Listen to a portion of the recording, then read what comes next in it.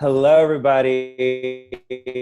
Welcome to the Back to Joy webinar show, where spirituality meets comedy. And today we're going to be talking about a very juicy subject about how to bring more joy into all of your relationships. Can I get an amen? Have you ever been I don't know about you, but have you or know somebody who's ever been looking for love and just been walking into a bar and been subconsciously sending out the vibration of like, somebody please love me? Or maybe you are longing for more joy in a current relationship. Hi, welcome. Maybe you're looking for more joy in one of your existing relationships, or maybe you're longing to attract an ideal work relationship or your ideal partner. Well, today we're going to be talking about joy in your relationships and how to attract more joy. Hi, everybody. My name's Jamie Smith, and I am here with my three fabulous co-hosts. You're watching episode 3 of the Back to Joy webinar show. And well, I'm going to go and introduce my fabulous co-host. So, Sarah Love, take it away. Hi, my name is Sarah Love, and I'm an angel intuitive and life coach. And I'm here with these two wonderful men doing the Back to Joy show. And Paul, go ahead and introduce yourself. Hi, everyone. My name is Paul Raphael, and I teach spirituality. I do write as well. I've written the first book called Sacred Joy, Remembering Who You Really Are. I teach yoga as well, and many, many other things. Welcome to the Back to Joy show. This is episode 3, and today we'll be talking about relationships. So, Jamie or Sarah, would you like to share anything on that topic? Anything that speaks to your heart about relationship and what it means to you from a spiritual standpoint? For me, relationships have been, I feel like they're a big part of everybody's life, whether it's looking at your family, friendships, and, even coworkers. And then, of course, the infamous, love relationships, which we all are drawn to. I feel like it is a big aspect of where people help us learn who we are and help us grow, and then also build such really strong, loving connections. So I just feel like they're very powerful in our lives in many aspects. Yes, absolutely. How about you, Jamie? Well, I just, for me, what I've realized is, it's relationships first and then results. And so for me, having great relationships is just paramount to me. And it starts with my relationship with myself. So I really think that, I'm in the process now. I haven't been ready in the past, but I'm in the process now of attracting a romantic relationship in my life. And I have to say that it really starts with your relationship with yourself. So I've been working on strengthening that relationship with myself. Mm-hmm. And I forgot to mention who I am and what I do. I'm a certified life coach and a law of attraction facilitator and a spiritual comedian. And I really like helping people utilize law of attraction principles to really help them to attract what they want with joy and with ease. Mm-hmm. And so I'm going to be talking a little later on with offering certain law of attraction tips on how to bring more joy into an existing relationship or how to attract what you want. Mm-hmm. So, yeah. Okay. What about you, Paul? Yes, I would say that relationships for me are truly a reflection indeed of how we view, but most importantly, how we honor and respect ourselves. So in that sense, you could say that a relationship is a mirror about the self-love you have for yourself. Like I said before, I feel a little cautious with the word love because the word love has been so misused and so overly, I would say, misconstrued on many levels. And what I mean by that is from a spiritual standpoint, I would say that for me, love, and that's why I prefer to use the word joy. Love is a state of being. And by that, it means that it is not a state of neediness, where a lot of people get confused. And by neediness, I mean it is not a state of emotional dependence. And that's where many of us get confused over and over and over again, because as we get on this earth, on this planet, we are being taught that you're going to be loved upon the condition that I'm going to give you my love, if and only if you give me love back. I'm going to give you love if and only you do that for me. And so that's how basically we're being taught what love is, which in my view is a complete antithesis of what love is, because love is not something that we do or we give. It's something that we are. It's absolutely being. And of course, we're all on a spiritual journey, all of us here. And in many, many ways, it is probably I would say the most challenging remembering or truth to realize that it is really and truly a state of being, which is why when Jamie say that, the first most important relationship is with yourself, means that basically it is about remembering that principle, that it is a state of being. And for me, what I would say by state of being is really a state of fulfillment, a state of feeling whole, first of all, within. And as you remember that truth, that's when you can start to dance with others. And that's when you can start to celebrate others. That's when you can also start to accept anyone in your life. In a relationship, you can accept their humanness. You can accept their flaws. You can accept their shortcomings.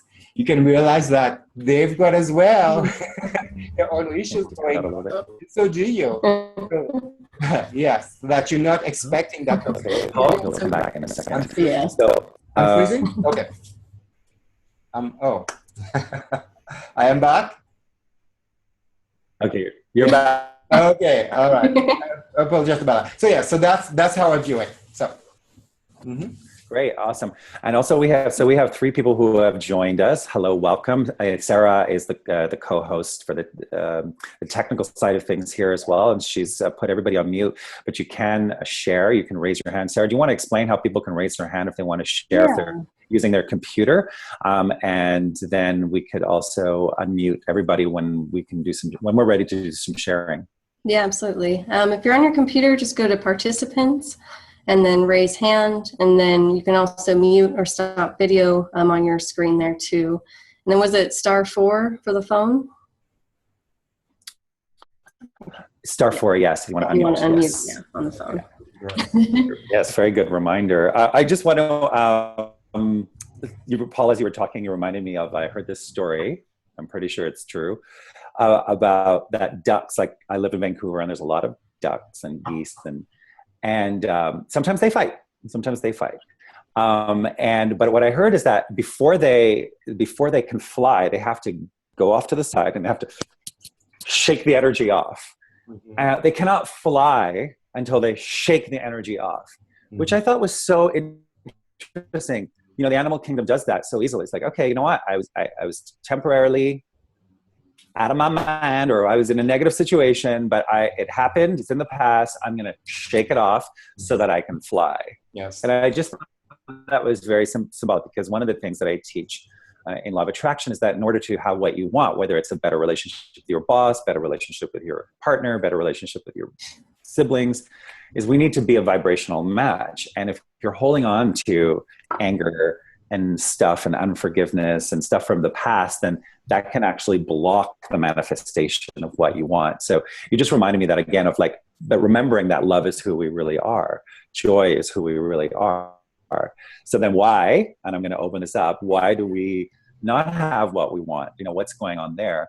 I just find that's something that's interesting. And something that I did learn about relationships that you're struggling with is, and this is a bitter pill to swallow, is that hi, welcome, is that people are just like other relationships in your life. If you're struggling with a relationship, they're actually just responding to your vibration about them. Whoa.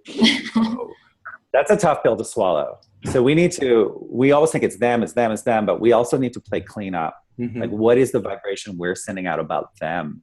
Yes. as well. It doesn't mean you have to stay with that person, but we do that. Our job is, my philosophy is I have a little card that I keep and it says, I mind my own vibration.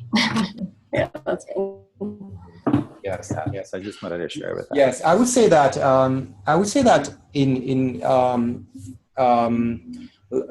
Love for me is also a state of openness, and by that I mean that it's a state of allowing, and allowing means that for me I would say there is three major components in allowing. I would say the first one is vulnerability. I think that you need to be ready to be vulnerable, and you need to be ready to open up about what is truly going on within you. And there is as well, I would say the second part, which is empathy or sensitivity.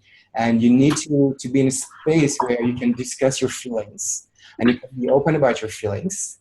And I would say that the third one is slightly more, I wouldn't say metaphysical, but it's really linked to your inner guidance and to your what some call, like your sixth sense or your intuition. And that state really, it's very important to really, in any, especially loving and romantic relationship, it is essential to be in a space where you can open your heart. And that opening of the heart is really the ability to, first of all, recognize what is going on within yourself. Because if you can't do that, then how the heck are you going to share it with others? How the heck are you going to say, okay, this is what's going on? So you need to have that state of consciousness and awareness where you can basically do that inner work and understand, okay, this is what's going on within.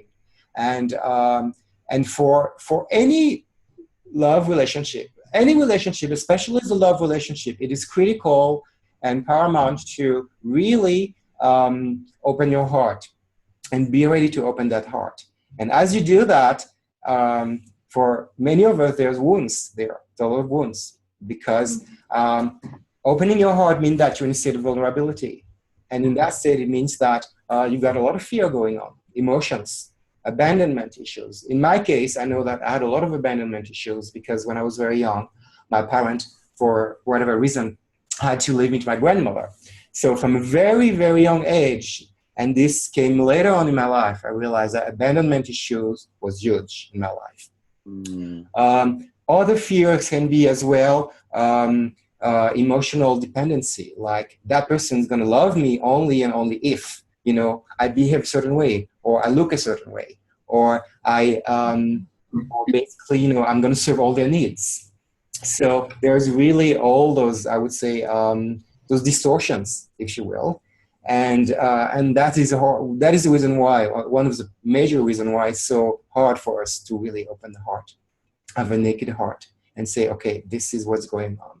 But ultimately, in any relationship, all of us will have, there is a critical element where you cannot have a fully blown relationship if you don't open your heart. That is not possible.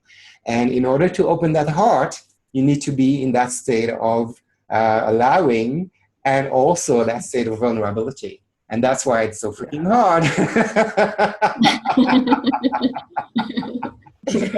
Because, and listen, you're talking of, I'm talking of experience because I've been there. I've got a couple of relationships, and after some point, I truly realized, and I was at every single relationship that I had were always a mirror of the wounds that I was carrying within, and until I was ready to truly, I would say, really embrace those wounds, because ultimately that's all you can do. You can't fight them, you can't deny them, because they're always going to keep knocking at your door.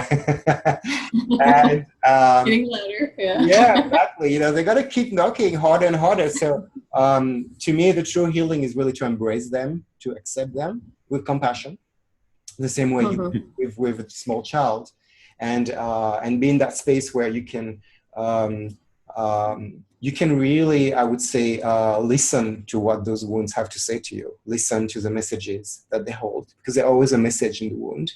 There's always something that happened. There's always a blockage of energy that needs to be released.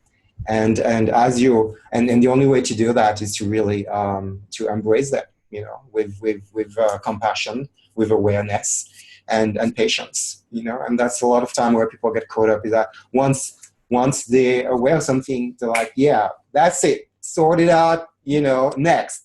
Let's move on to the next thing. And that's and that's where a lot of us get caught up, is that no, healing has its own rhythm, healing has its own flow and process, and all you can do is to open up and allow the healing to unfold and happens on its own course. Totally. So, is there any questions so far? There's any question from Maureen or from Shirley or from there is a telephone number ending by 1633. I believe, I don't know who that is, but if you have any question, you can unmute yourself, and then, you know, we'll be more than happy to discuss with you and share with you whatever. If you have any questions with regard to relationship, and that includes as well relationship with your siblings, relationship, of course, with yourself, relationship with a friend, relationship with work, any kind of relationship that is troublesome for you right now, or for which you'd like to have maybe some guidance, feel free to raise your hand, and we'll be more than happy to share our insight with you. Awesome. You know, you reminded me, Paul, too, of like last year I started doing comedy improv classes, which is like the scariest thing I've ever done in my entire life. And so on day one, the first class, I was so nervous, like, and I went into my default of like, am I enough? Am I good enough? Am I okay? And the teacher put his hand on my shoulder and went, Janie, you're enough. You're enough. So yeah, we may have stuff to heal. We may have, but just know that who we are at our core is enough. I think it is so important to remember that we're enough. Doesn't mean that we don't have issues that we have to, or things we have to work on, but we're still enough, even with those issues. And I think it's a very powerful place to come from, and you'll attract somebody who also feels and who knows that, yeah, they've maybe got some fears and stuff they're working on, but they're also enough. So I think that's important to remember. Yeah, absolutely. Yes, I agree. I think also in that, you know, we're loved and we're not alone. And I feel like that's a big part for a lot of people choosing relationships that are, you know, maybe not as good for them, or, you know, even in all aspects, and and just knowing that. I mean, that was something I definitely went through, was feeling loneliness and and definitely, you know, not good enough, and and that I'm not loved, so we search for it in all the wrong places. So yes, and that's what I was after with the wound part, is that there is really that sort of, you know, in my case it was abandonment, but it is true that there was also obviously behind it a deep fear of loneliness, a deep fear of being alone, and that's the beauty when I went through my own spiritual transformation. I would say that, and of course it's a work in progress, right? You can never say at some point that you're there, because it's always an unfolding process. It's more like you're expanding your consciousness more and more and more. But I would say that my current stage of transformation, for me, I can really, it's not because, you know, I'm connected to a state of joy that I don't feel lonely. It's not because I'm connected to the joy that I don't feel, you know, emotion of sadness or any other emotions, you know, that could be seen as, you know, undesirable by the ego, you know, by the mind or the mental. No, it means that once you're connected to that joy essence, you can really embrace them and recognize and see, you know, somehow the illusory nature of it. And you're really in that space where you can even, you know, talk to those emotions and talk to the loneliness and say, hey, you know, what do you want to share with me? What do you want to say? And the thing is, it's really, and you need to be patient with yourself. You need to be patient with yourself.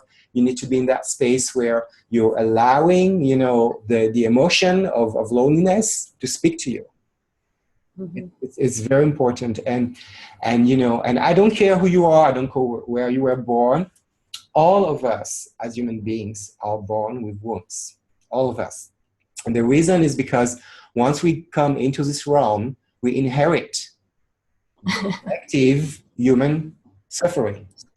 You know, you can't bypass that. You inherit it. So either you will either, you know, even if you can be quite evolved spiritually, but, you know, guess what? It's very likely that you will meet people that are not. Now, how are you going to deal with that? Are you going to deal with that boyfriend or girlfriend or whoever, you know, who still has to deal with those wounds and those, you know? Oh, it seems like Maureen is talking. Or, oh, okay, all right. So, okay. And yeah, so that's really that space I feel where, you know, it's important to again to have kindness and compassion for all those emotions, and because they're really like small children that need your attention and they need your care and they need your kindness. And loneliness is one of the strong emotions, if not the strongest for many of us, you know, who are entering into relationships because we're afraid to be alone.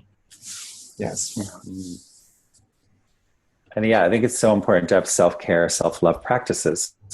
Mm-hmm. You know, so, and one of them, like, I just watched this amazing video by Oprah recently, last year, and then I saw it again recently, and she was talking about the flow, like you had said, of the flow. There is really a flow, and I can feel when I'm not in the flow. We can all feel it, but there's a gift in that. And in law of attraction, anything that doesn't feel good is called contrast. And contrast is actually a gift in that, and when it comes to relationships or the relationship with ourselves, anything that doesn't feel good is showing us actually what we don't want. So it's really, really a powerful thing. So we don't need to beat ourselves up, but we need to then ask ourselves, well, what do we want? So just wanted to share that little reminder with myself and with everybody. Because the other day Paul and I are teaching, by the way, Paul and I are teaching a 3-day, we're doing a 3-day event in Montreal, Joy, we're calling it our Evening Joy Shop series. It's June 1st through 3rd in Montreal. And one of the things I don't like to do is all the technical stuff in the computer. And I was stressing out about it. I was like, I don't, the computer thing is not working. And I want to launch it by this date. And I was getting stressed. And I remember Oprah saying, if you're in that, when you're like, no, with anything, you know, you're not in the flow. You're not in the flow. So it's so important to get back into the flow. And I'm wondering, how do you guys get into the flow, or what do you do to get in the flow? Or can you feel that too? Maybe we can open up the discussion as well to other people. And just a reminder, if people want to share, you can click on the screen and raise your hand to talk, and then we'll unmute you. Or if you're on your phone, you can press *4. Yes, you can unmute yourself. So if you have any questions or with regards to anything we've been sharing so far. So, all right. Mirdou, would you like to say something? No, it's just hanging out. Nice to see you. Nice to see you. Yes, hi. Hi, darling. I'm a bit more tanned from last week. Oh, okay.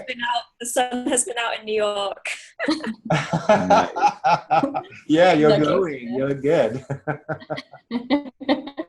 Well, She's I'd like to share a 3-step deliberate attraction process. You guys want to hear that? Mm-hmm. Yeah. Sure. All right. I love this 3-step deliberate attraction process. It's really, and if you want to pin me, Sarah or Paul, so that you can actually see this card in a second. This is a 3-step deliberate attraction. Honestly, it's a recipe for success. I mean, you can use this to attract your ideal mate. You can use this to improve an existing relationship, or attract ideal clients, or improve the relationship with your boss. Anything. It's 3 steps. You can use it for anything though, but today we're talking specifically about joy in relationships. So this is the 3-step process here. And step 1 is you've got to identify your desire. You've got to decide what you want. And I have to say that a lot of people are really focusing on what they don't want. Their most dominant vibration is what they don't want. The frustration around it, that is essential. Like I said, that's part of it. Identifying what you don't want helps you to get clear on what you do want, but you've got to give your focus to what you do want, which brings me to step 2. You've got to give your desire focus. So once you've decided what you want, let's say I want to heal the relationship with my brother, let's say, then step 2 is you've got to give it focus. You've got to be a vibrational match. So, and I was guilty of that. One of the relationships I wanted to heal was with my brother. And unfortunately, every time I would talk about him, I would talk about all of the things that bugged me. It was always this negative vibration that I was sending out about him. So I needed to change that, which I have. And step 3 is what you talked about, Paul, is allowing. Allow it. Step 3 is you have to allow it, which equals 0 tension, which means get out of your own way and then allow that to happen. So this is a 3-step deliberate attraction process, Okay. which really is a recipe for success. And I just wanted to share that. Can I ask a question? Yeah. Yeah. When you don't know what you want, how does it work? Yes. That is a very good question. Yeah, exactly. So what I do in my workshops, and we'll be doing this in Montreal, is really talking about this thing called the clarity through contrast exercise, which I love. And it's basically you take a piece of paper, just take a piece of paper, draw a line down the middle, and you first, so if you put my ideal relationship, for example, my ideal romantic relationship. On the left, you have to first identify the contrast. Get clear, write everything you don't want. You may not know what you want, but I know you know what you don't want. Right. Most people talk about what they don't want. So this gives people the opportunity to just vent and get everything out. And then what you do is, let's say you put, I don't want a smoker, let's say. Then you go, I want on the right, well, what do you want? Well, I would like somebody who's healthy and zero addictions. Okay. And then on the left, well, I don't want somebody who's disrespectful. Well, what do you want? I want somebody who is. So the contrast, this is the gift of contrast, the gift of things that don't feel good, the gift of anything that doesn't feel good in your life is that it's actually birthing clarity. That is the point of it. And I remember one time, even chaos, I was in a lot of chaos, and I said to my mentor, I have a lot of chaos. And he said to me, bless it. I'm like, what? He's like, bless it, honey. Bless your mess. I said, why do I want to bless my chaos? I hate my chaos. He said, because it's showing you what you don't want. That means you're like almost there. Yeah. Beautiful. Does that make sense? Beautiful. Yes. No, it does. Yeah. The thing is, I would say that there's so many of us out there who believe that, at least I did. I used to have like this huge fantasy of, that ideal partner, someone would show up and would kind of fix anything, fix the loneliness, fix the wounds, fix whatever kind of, issues I had inside. And that is truly, I would say for me, if I would use that tip that you just shared with us, Jamie, I would say that, because the thing is the one question that could, if you were looking for your ideal partner, is like, what do you want? Well, I want the ideal partner.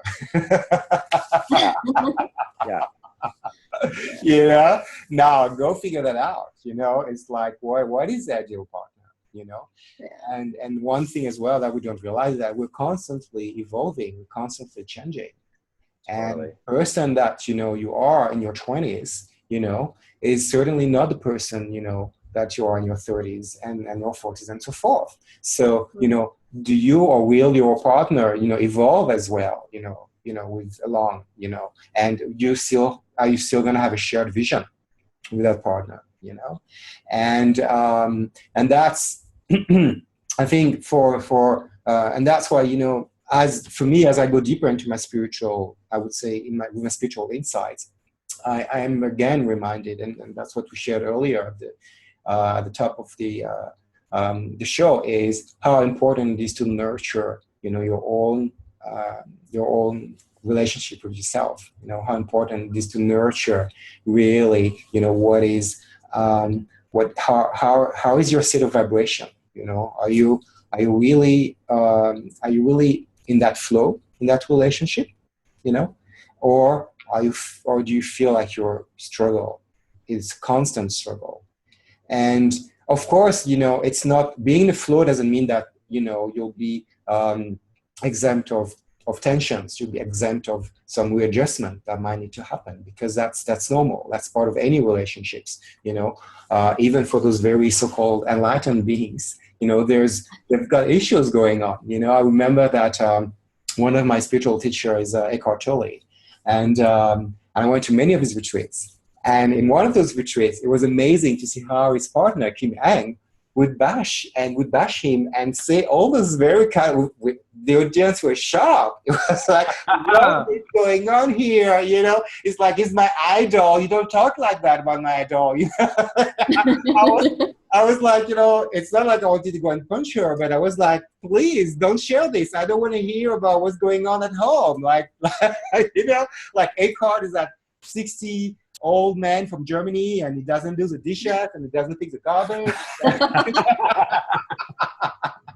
There was like all those kind of rant going on, and you know, afterwards I realized actually it's beautiful because she really shared, you know, very openly and authentically that, you know, irrespective of your state of involvement, you're still going to deal with your humanness.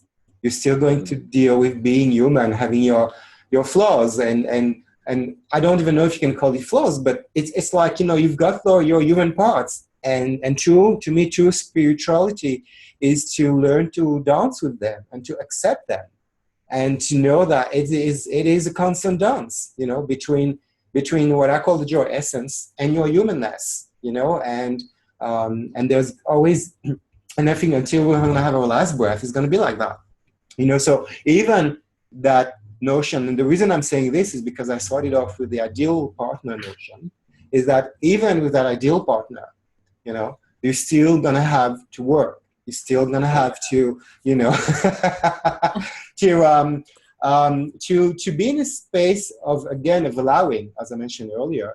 And in order to do that, in order to allow that person to be as they are, you first and foremost need to accept the way you are.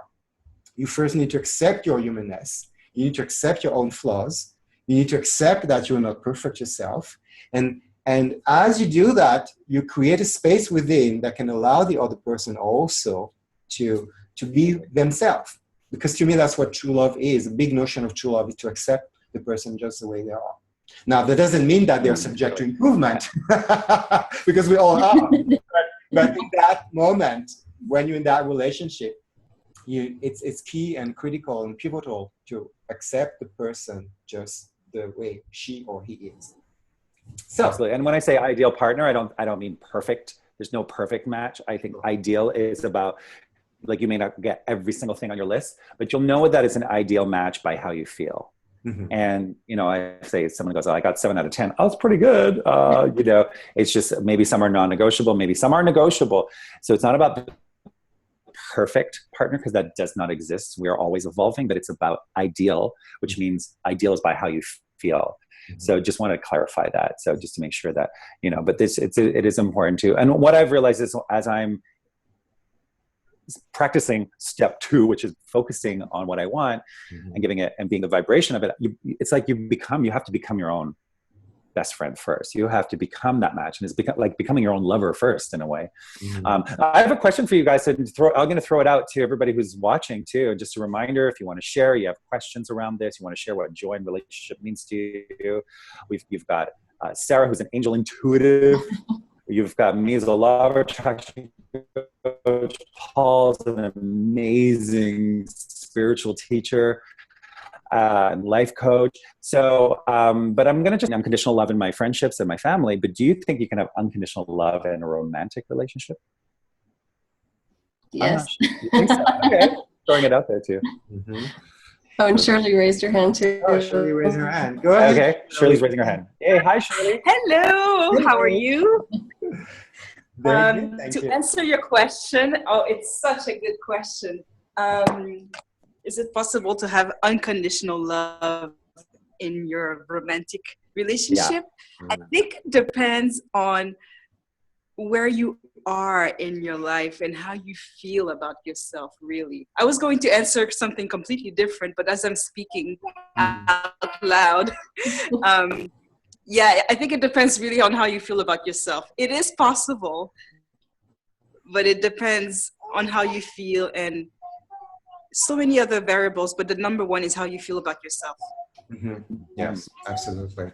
I don't know what you think about this. Maybe it's... yes, that makes sense. Yeah, yes. I mean, you know, like we shared earlier, you know, the thing is, you know, for me, love is a state. It is a state of being, you know, and the way, you know, the way you connect to that beingness is through your feeling, and that's to me, that's really how, you know, how you're feeling. The feelings really are the language of the heart. They really speak to your heart. They will speak to your whole system, and the only way to know about that is is to ask yourself, how do you feel? How do I feel? So yes, completely agree. And the thing is that notion of unconditional love, what does it mean, unconditional love? What does that mean?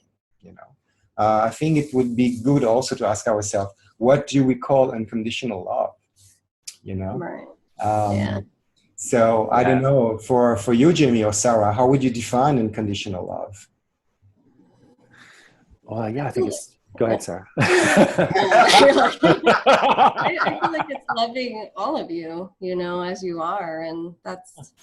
I mean, like you said, we're evolving and growing, and I don't really see a lot of the stuff that we go through as like mistakes. I like to call it like more of like the learning curve, as we're going through and progressing. But loving yourself for that moment, and even when you feel angry or frustrated and are sad and have the ugly cry, turning into yourself and saying you love yourself, you honor that. And so I feel like that is very important. That is unconditional love. And if you feel that way for yourself, I think that goes with you, Jamie, that like attracts like, that you're going to draw in that same respect for other people, other relationships. So if you're holding that unconditional love in that space for a friend or a family member, then for a lover, I mean, at some points, because they are closer to you, it's harder. But also at the same time, that's our evolvement and our growth. So honoring that too. Yes.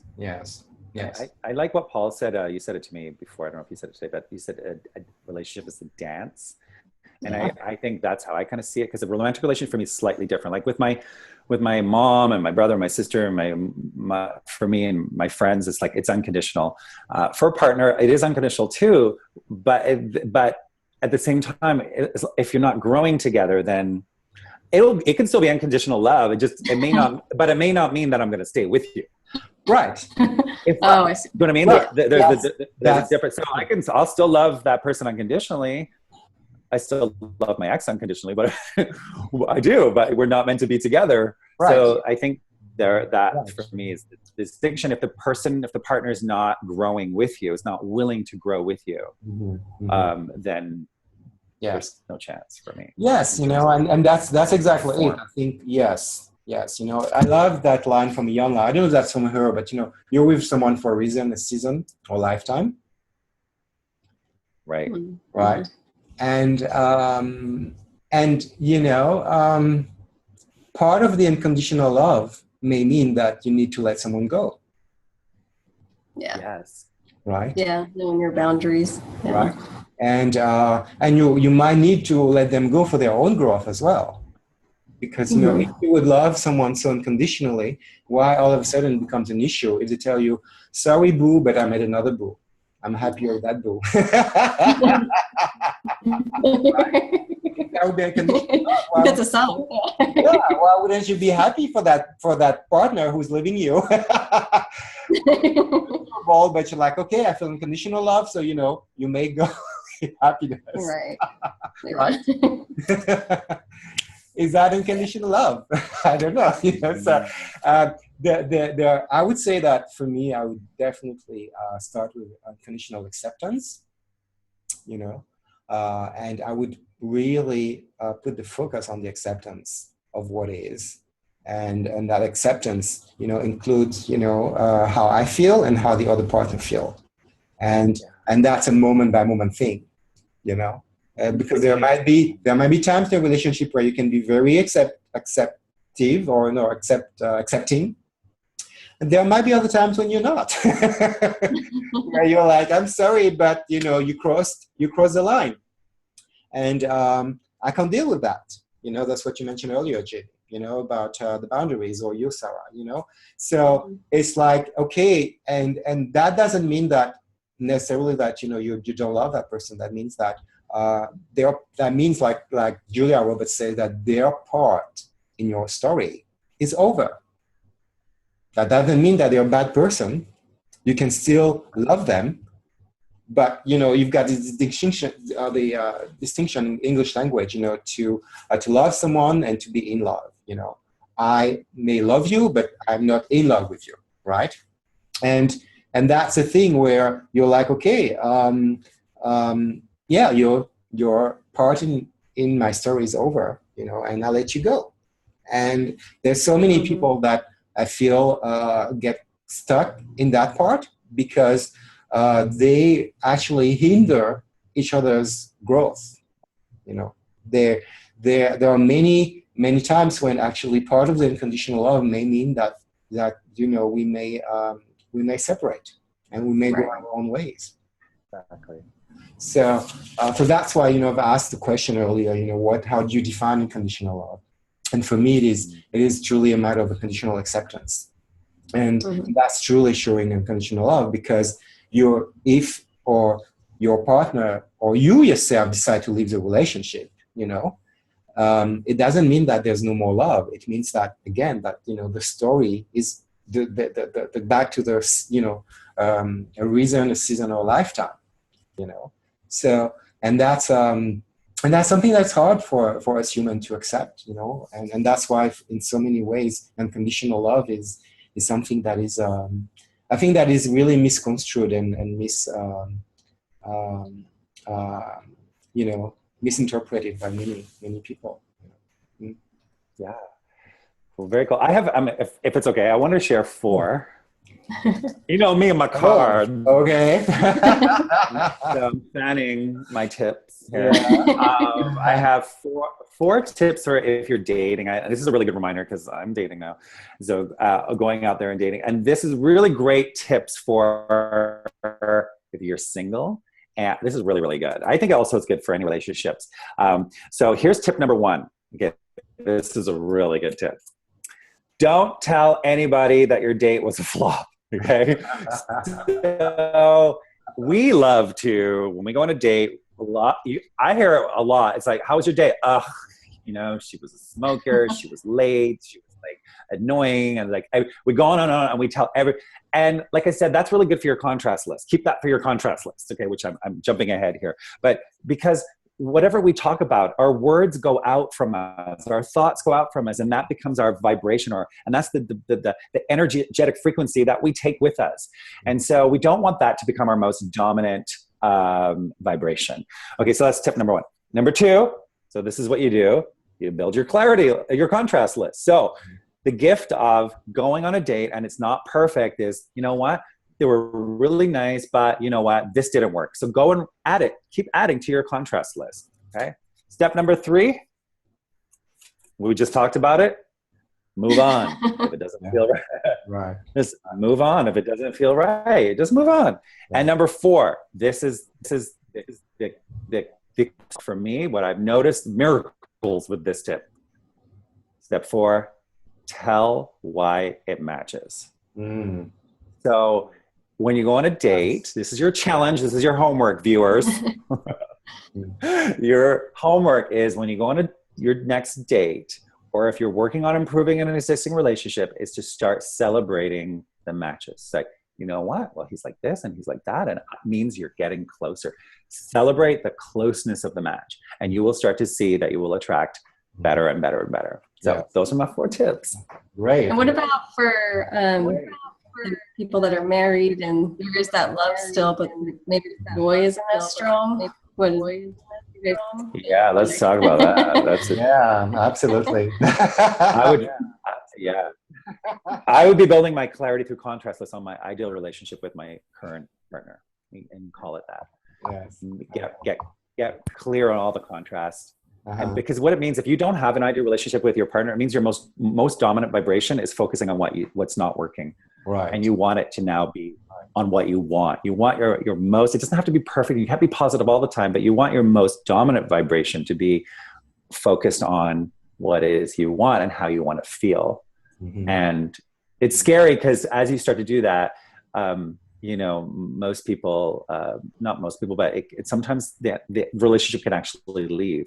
Because what happens is your partner will either rise to meet you or they'll fade away because they're just not ready. They're not a vibrational match anymore. And that's can be sad and scary, but it's essential for our well-being because like Paul said, our natural state is joy. Yes. Yeah, I would say that, you know, for long-term relationships, whenever you feel like there's more resentment than acceptance, when you feel like there's more criticism then a sense of appreciation. Whenever you feel that, you know, somehow you'd rather be that your peace of mind, your well-being is truly threatened or is really questioned when that person is around, that's when those are the huge red flags, really. And that's when, you know, you need to start questioning, okay, is there really a ground there for us to truly evolve and move beyond? Because sometimes it can be that in a relationship, those crises are actually, they're kind of blessings in disguise. It could be like those crises are meant for the both partners to really, you know, move to the next level or to separate. And that's kind of like in anything in life, you know, but specifically in relationships, those are really, you know, those moments where if the bond is strong enough, you know, and there's still some tension. Sometimes it can be big tensions. You really need to ask to. It's almost like, you know, I used to work as a corporate lawyer, and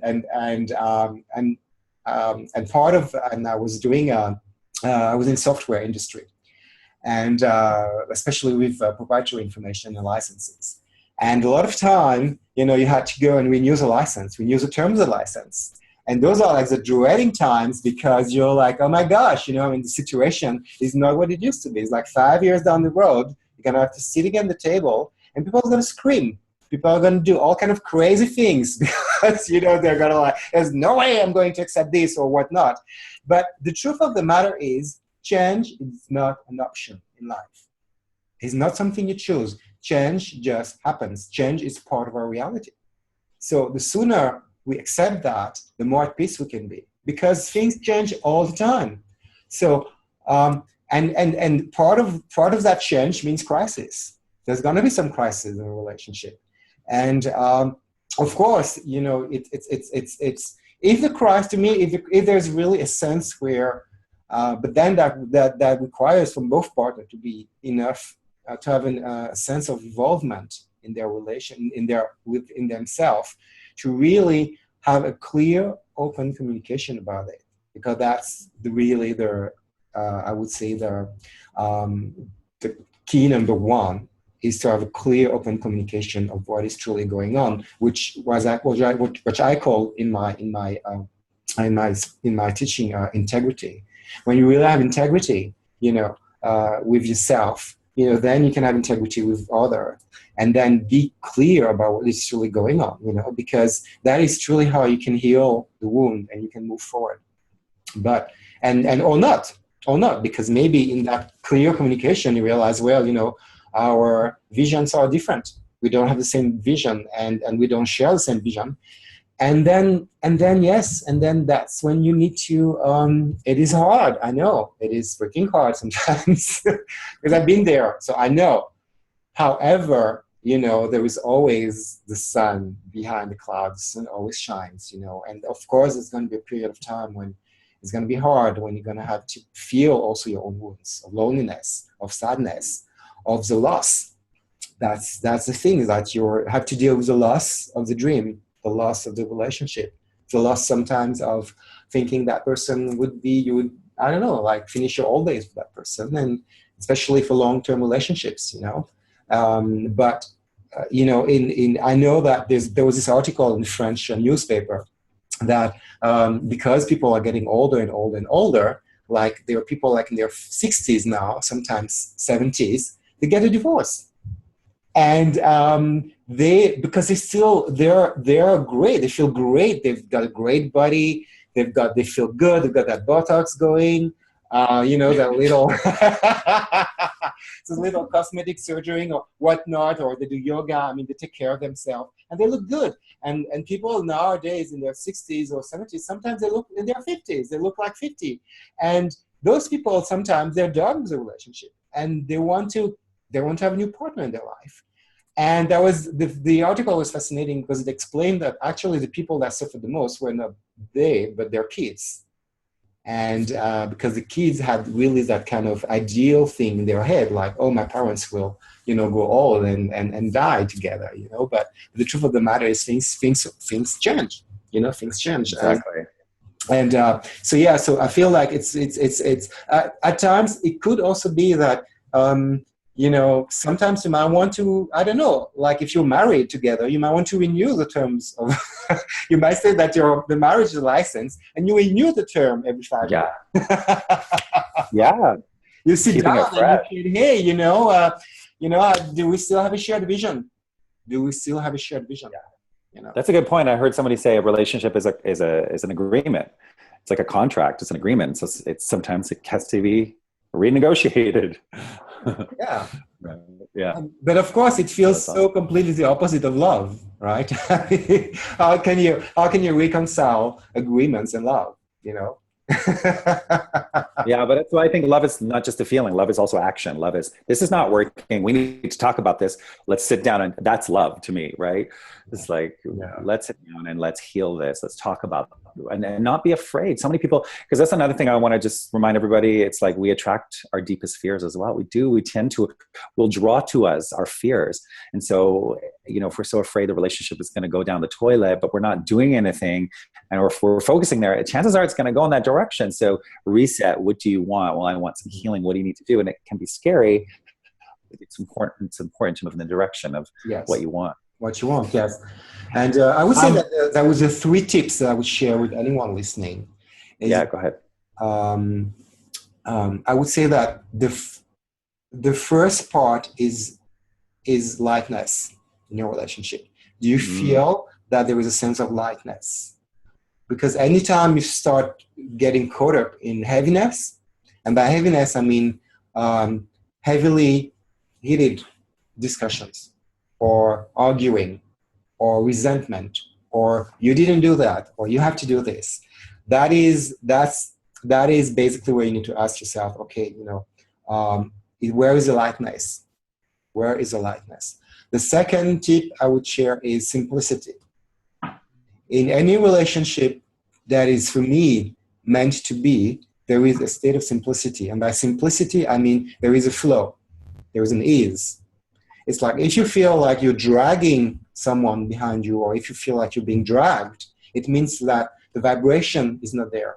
What Jamie called the vibrational match means that, because what does it mean, a vibrational match? It means like that there is a communion, there is a resonance between the vibration, and because they resonate, they're actually they can dance with one another, equally. It's not like one is there and the other one is there. Simplicity is the second tip. The third one is playfulness. Keep it fun. It's essential that in your relationship, you need to be able to laugh with one another. You need to be, I don't care what you do, but you need to have that vibration of playfulness. That vibration where sometimes you surprise your partner, sometimes you do crazy things, sometimes you go and do completely spontaneous thing, out of the blue. And that is so important because you nurture your inner child. You nurture what for me is that joy essence. And of course it is work at times, but with practice you just start with baby steps. And at some point it's just going to be so much fun when you're just going to surprise your partner or just go and do silly crazy things. And of course it doesn't cost millions. It can be very simple things. Remember the simplicity, the second part. It can be very simple, very, very simple. And I know for me in the past that in all my relationships, the thing I would say that felt the dearest to me were like the most simple things. Like, I don't want to sound corny, but it could have been like the surprising thing. Like, I don't know, like the partner coming back from home and bringing flowers, or bringing like my favorite cakes, or you helping someone, you're doing something, completely unexpected out of the blue, an act of kindness. And that is really those 3 elements: lightness, simplicity, and playfulness. Those are, to me, like the cornerstone of a relationship, where you can sort of like assess, where the joy is in the relationship. I agree. I think that's so perfect because I was one thing that's why I love the panel, because it's like we just feed off each other. And I have to say that one of the things I realized is that no matter what kind of relationship you're wanting to improve or attract, it's so important to surround yourself with love, period. That means what you're doing to bring yourself joy, like those fun things. And also, it also means I'm having a deja vu. It's really weird. Anyway, it also means it also means about surrounding yourself with loving people and surrounding yourself with people who lift you higher. Sure. Like coming on this call every week and then going and hang out. Like last night I went out with my friend Maureen, who's on the call right now. And then we just started doing a silly video together, singing loud and just, Yes. I'm so great. I'm surrounded with so much love. And that is so essential, to have lots of love and support around you. If you don't have that, it's essential to seek it out. There's people out there. And keep it fun, like what you just did with Maureen last night. Keep it fun, keep it playful, and nurture that playfulness, and because there's so many of us, as we grow, we basically become so serious, and we believe that that's what we ought to be in order to be taken seriously by others, Yeah. And we have sorry. No. I just wanted to share that, that said about the playfulness part is so key and essential. Yes. So we're 4 minutes to the end. 4 minutes, and Sarah pulled 4. She sent me a message because Sarah is an incredible angel intuitive, and so and Sarah, I think you're going to tell us next week. We're going to talk about, we're going to share a topic for next week.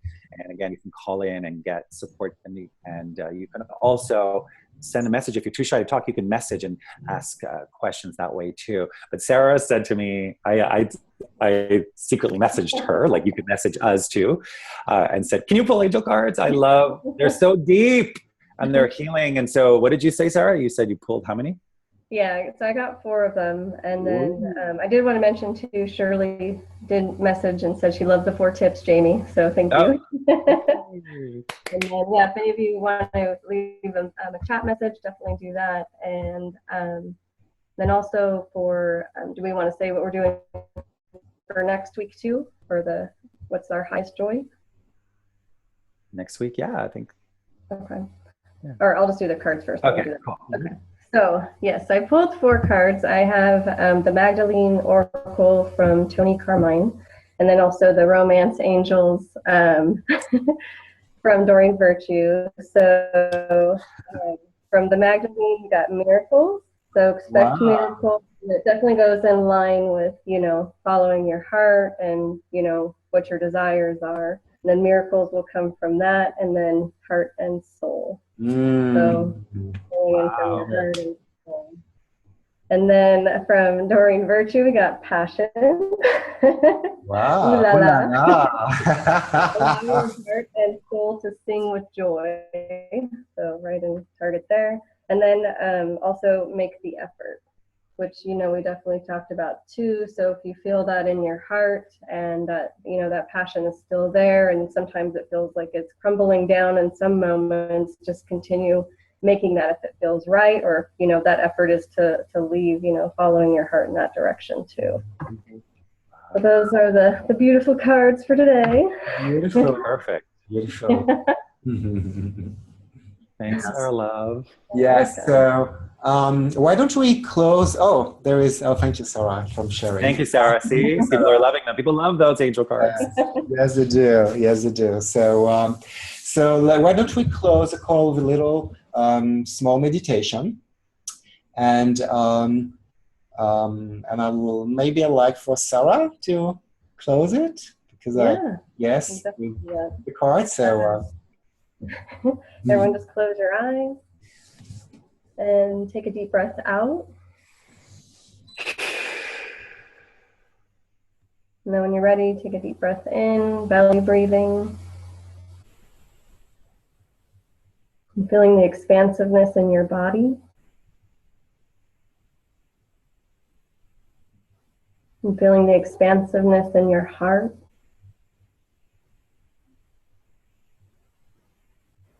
And feeling the expansiveness of your light that surrounds you, or your aura. and having that expand your heart and your light even wider and brighter than ever before. And as it expands, have it be filled with unconditional love, compassion, and kindness, knowing you are safe, you are loved, you are cared for, and you are honored for every step you take in this life, every moment you breathe. And then just breathe in that love, that unconditional love from Source.